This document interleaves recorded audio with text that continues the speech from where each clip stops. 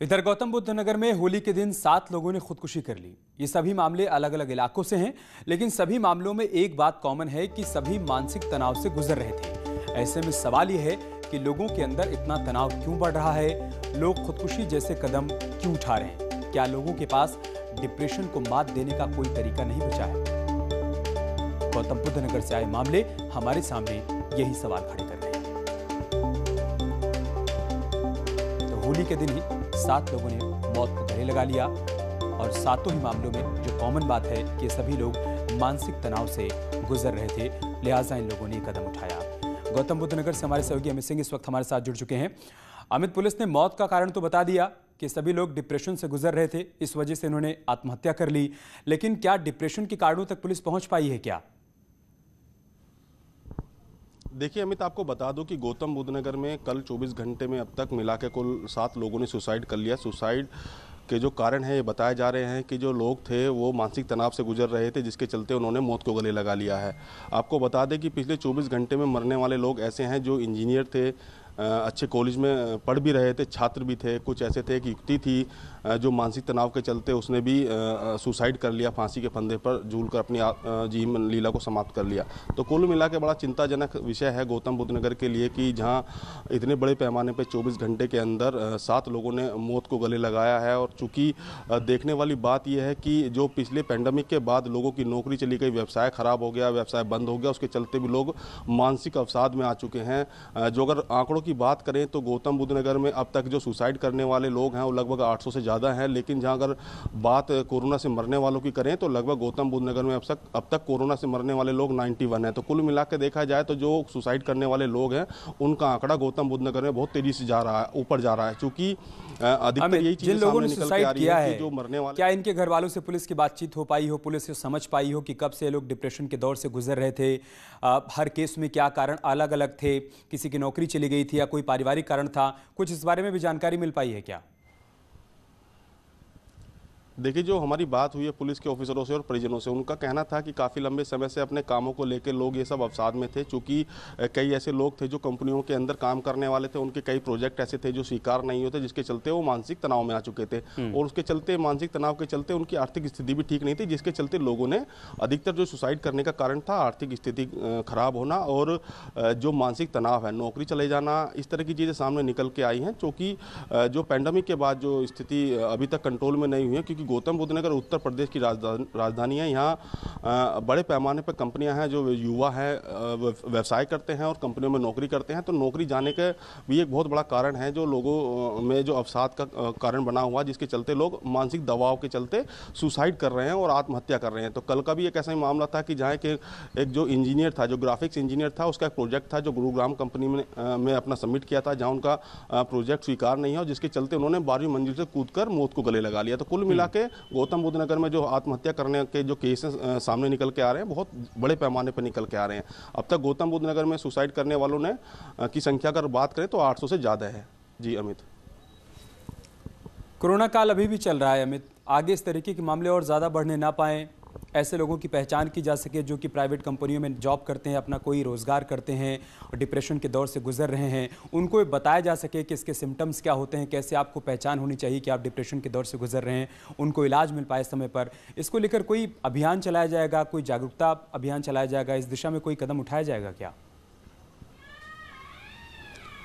देखिए, उत्तर प्रदेश सरकार और जो जिला प्रशासन है इस संबंध में ज़रूर विचार विमर्श करना चाहिए। चूँकि इस तरह की जो क्लिनिक होती है जिसमें जो मानसिक रूप से बीमार व्यक्ति हैं उनका ट्रीटमेंट किया जा सके, उनको समय रहते पहचान लिया जाए और उनका जो उपचार है वो समय से कर दिया जाए, जिसके चलते वो मौत से दूर रहें और अपनी जीवन लीला को समाप्त ना करें। तो कुल इस चीज़ को मिलाकर देखा जाए तो जिला प्रशासन की तरफ से भी हमारी बात हुई थी अधिकारियों से, तो उनका कहना था कि कई ऐसी तरह की जो सरकारी योजना है जिनका हम लाभ दे रहे हैं, लेकिन वो लाभ उन ठीक से नहीं पहुंच पा रहा है, बहुत सारी ऐसी चीजें हैं। इस बीच हमारे साथ जुड़ रही हैं मशहूर मनोचिकित्सक और लाइफ कोच कशिका जैन जी, जो कि बताएंगी कि आखिर कैसे करें डिप्रेशन से मुकाबला।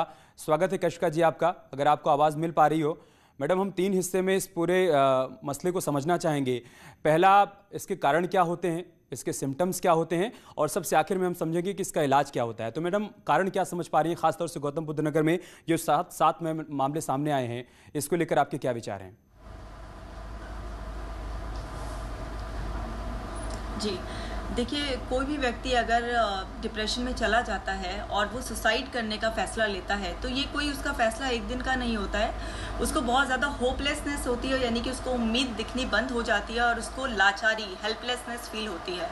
जब कोई व्यक्ति सुसाइड करने की सोचता है, या तो कोई व्यक्ति मानसिक तौर पर बहुत लंबे समय से बीमार चल रहा हो और वो अपने जीवन से परेशान हो, उस केस में वो सुसाइड कर सकता है। लेकिन अगर कोई व्यक्ति मानसिक बीमारी से पीड़ित नहीं है और सिर्फ हालात की वजह से, जैसे कोरोना के बाद बहुत सारे लोगों के व्यापार में दिक्कतें आई, जॉब चली गई है, या अन्य पारिवारिक कोई कलह है, या कहीं समाज से किसी तरीके का कोई भय पैदा हो रहा है, और उस केस में उस व्यक्ति को ऐसा महसूस होता है कि अब बचने का कोई रास्ता नहीं है, कोई उम्मीद नहीं है, ना आज है ना कल होने वाली है, तो ऐसे में व्यक्ति बिल्कुल लाचार हो जाता है और उसको ऐसा लगता है कि जीवन का अंत करना ही एक सही तरीका है।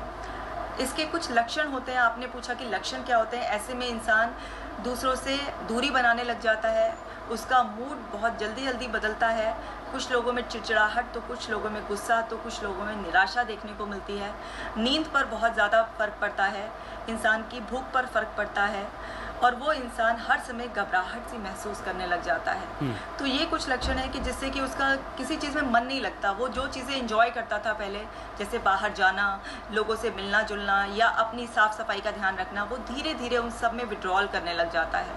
तो इन सब कुछ कॉमन से लक्षण से हम पहचान सकते हैं कि ये व्यक्ति अवसाद यहीं पर मेरे में आ मन में गया एक सवाल है और कशिका इस जी, व्यक्ति के कि जीवन कई में बार नीरस जब आ रही आसपास के और लोगों को इस बात का धीरे-धीरे एहसास होता है परेशानी कि की मेरा तरफ दोस्त डिप्रेशन के दौर से गुजर रहा है, और जैसे उसको कहता है कि मुझे ऐसा लगता है कि तुम्हें मानसिक तनाव है, मानसिक अवसाद है, तो सामने से प्रतिक्रिया आती है कि क्या मैं पागल हो गया हूँ क्या, या मुझे पागल समझ रहे हो क्या।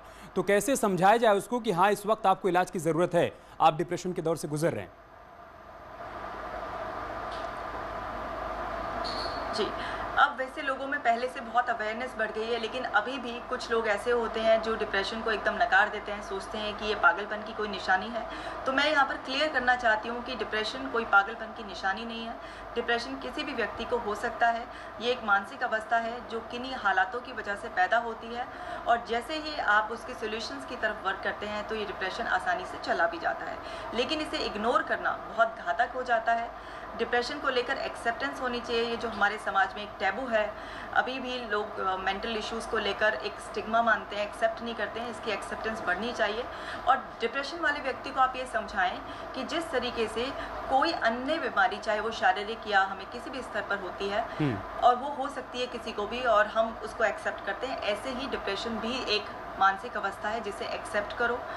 क्योंकि अगर इसको एक्सेप्ट नहीं किया तो ये आप ही के लिए नहीं, आपके परिवार के लिए भी घातक बन जाएगी। अगर आपका दोस्त आपकी बात नहीं सुन रहा है, परिवार में नहीं सुन रहा है, तो किसी प्रोफेशनल की हेल्प लेनी चाहिए, क्योंकि प्रोफेशनल उसको ये समझा सकते हैं कि इन कारणों की वजह से ये हालात पैदा हुए और आपके ये विचार हैं जो इस मानसिक अवस्था को बनाए हुए। ठीक है कशिका जी, जैसे अब सोल्यूशन पर ही बात कर लेते हैं कि इसके समाधान क्या क्या हैं, कैसे इसका इलाज करवाया जाए, योग के माध्यम से, मेडिसिन के माध्यम से, काउंसलर के माध्यम से, थोड़ा उसके बारे में बताइए।